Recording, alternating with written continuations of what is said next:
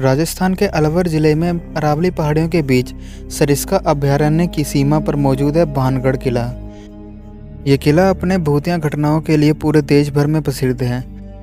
ये किला अपनी बनावट और सुंदरता से ज़्यादा अपनी भूतिया घटनाओं के लिए ज़्यादा मशहूर है। इस किले का निर्माण 1570 ईस्वी में आमेर के राजा भगवान दास ने किया था। इस किले के बनने के लगभग 300 सालों तक ये आबाद और खुशहाल रहा। 1613 ईस्वी में ये किला माधो सिंह ने अपने अधीन ले लिया। माधो सिंह मुगल शासक अकबर के 9 रत्नों में से एक था और भगवान दास के छोटे बेटे तथा मुगल सेनापति मान सिंह का छोटा भाई था। उस दौरान किले के वैभव और खुशहाली के चर्चे आसपास के कई रियासतों और राज्यों में होते थे। राजा माधो सिंह की मौत के बाद इस किले पर छत्र सिंह ने अपना अधिकार जमा लिया। उसके बाद छत्र सिंह के तीसरे बेटे हरि सिंह को 1722 ईस्वी में भानगढ़ का राजा बनाया गया और वहीं से इस किले का पतन आरंभ हो गया। मुगल काल के क्रूर शासक औरंगजेब ने राजा हरि सिंह के दोनों पुत्रों का धर्म परिवर्तन करवाकर उनके नाम मोहम्मद कुलीस और मोहम्मद दहलीज रख दिए। फिर उन दोनों को यह किला सौंपा गया। जब मुगल काल का अंत और ब्रिटिश काल का आरंभ होने जा रहा था, तब जयपुर के राजा सवाई सिंह ने मोहम्मद कुलीस और मोहम्मद दहलीज की हत्या कर भानगढ़ किले को अपने अधिकार में ले लिया। उसके बाद भानगढ़ का राजपाट माधो सिंह के वंशजों को सौंप दिया। भानगढ़ किला अरावली पर्वतमालाओं से तीनों ओर से घिरा हुआ है, इसलिए यह किला सुरक्षा की नज़र से बहुत ही सुरक्षित स्थान है। 17वीं सदी में भानगढ़ एक आबाद और खुशहाल किला हुआ करता था। इस विशाल किले के अंदर तकरीबन 10,000 लोग रहा करते थे। इस किले के अंदर बहुत से आकर्षण करने वाले मंदिर, महल और आलीशान कोठे हुआ करते थे। किले में घुसने के लिए 5 द्वार बने हुए हैं। भानगढ़ किले के मुख्य द्वार पर हनुमान जी का एक मंदिर बना हुआ है। फिर इसके बाद किले के बाजार परिसर की शुरुआत होती है। उसके बाद राजमहल और मंदिर बने हुए दिखते हैं। किले के अंदर एक बावड़ी भी है जो उस समय लोगों के स्नान आदि करने के उपयोग में ली जाती होगी। किले के मुख्य मंदिरों में भगवान सोमेश्वर, गोपीनाथ, मंगला देवी और केशव राय के मंदिर हैं।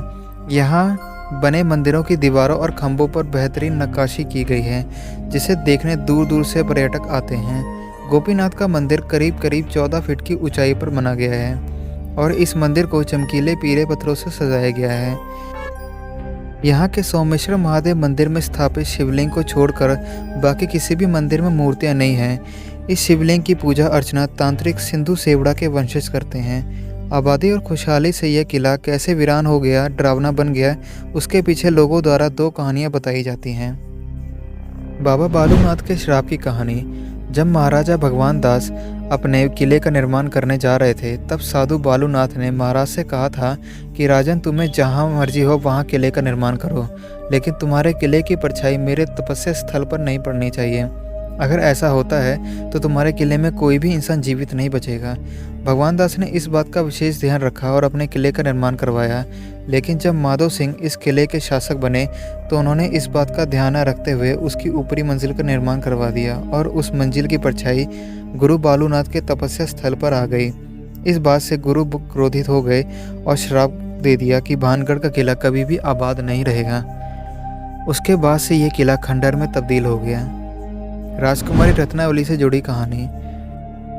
इस कहानी के अनुसार राजकुमारी रत्नावती इतनी खूबसूरत थी कि उन्हें हर राज्य के राजा पाना चाहते थे। एक दिन राजकुमारी रत्नावती अपने दासियों के संग बाजार घूमने के लिए निकली।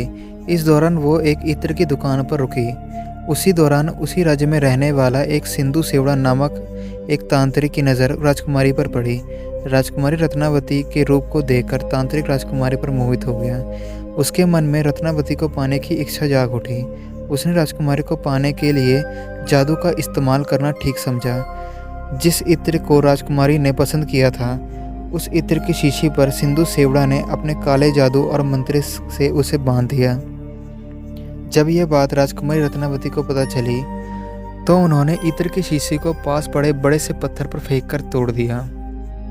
काले जादू के प्रभाव से वो बड़ा सा पत्थर तांत्रिक सिंधु सेवड़ा की तरफ बढ़ने लगा। अपनी मौत को पास आता देखकर उसने श्राप दिया कि इस नगर में रहने वाले सभी लोग जल्द ही मर जाएंगे और दोबारा कभी जन्म नहीं ले पाएंगे। उन सब की आत्माएं इस किले में हमेशा के लिए कैद हो जाएंगी। उसके बाद उस बड़े से पत्थर के नीचे दबकर वह मर गया। जैसा कि तांत्रिक ने बोला था, वैसा मंजर महज उसकी मौत के कुछ दिनों बाद ही शुरू हो गया। उसकी मौत के कुछ दिनों बाद अजबगढ़ और भानगढ़ के बीच भयानक युद्ध हुआ, जिसमें भानगढ़ में रहने वाले सभी नागरिकों की मौत हो गई, जिसमें राजकुमारी रत्नावती भी थी।